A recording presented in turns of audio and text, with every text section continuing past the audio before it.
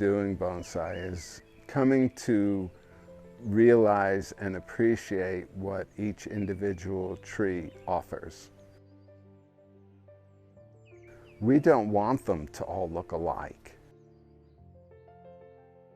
You know, that's not the objective, to take any given tree and force it into a kind of preconceived mold of an idea.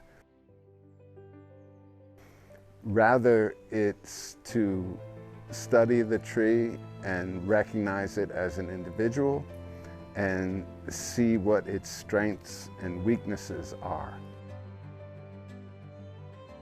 and bring the strengths forward and do everything we can to minimize whatever weaknesses it might have. My name is Arthur Joura. I'm the bonsai curator at the North Carolina Arboretum.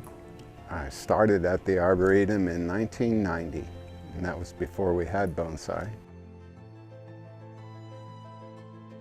When the bonsai eventually showed up at the end of 1992, it was given to me as a responsibility, and I reluctantly agreed to do it.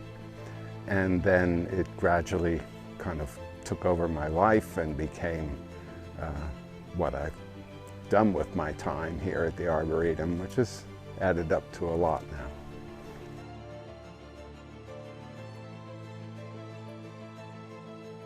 We keep the focus completely on nature. We use bonsai as an interpretive tool to help excite people about nature, to help engage them, to make their visit to the Arboretum special. And that focus exclusively on the natural aspect, that's what sets us apart. Here, bonsai is not in any way a cultural reference point. Instead, it's a way for people to see nature differently.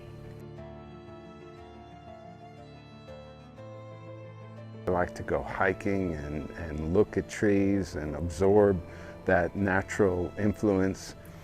Then coming back here to work on these trees, it just seeps in, and that helps reinforce the Arboretum's position as a public garden in the Southern Appalachians. We're not just anywhere, we're here. And so it makes complete sense for our bonsai to reflect that, to talk to people about that. And it's personally satisfying because I enjoy this area so much.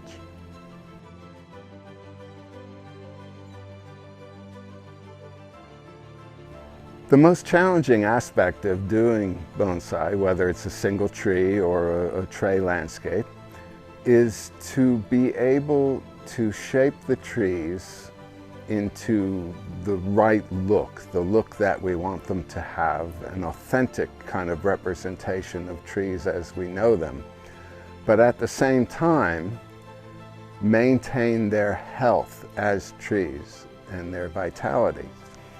Because shaping a tree requires pruning, and pruning is taking away.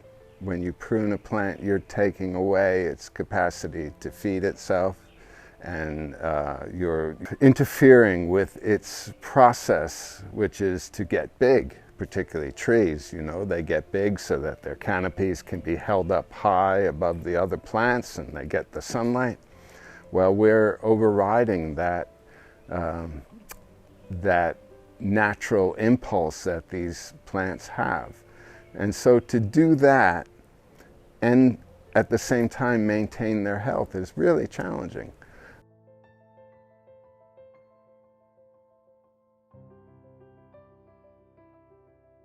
But for me, it really is about trees. That's my interest. You know, I'm interested in bonsai, of course, but my interest in bonsai is secondary.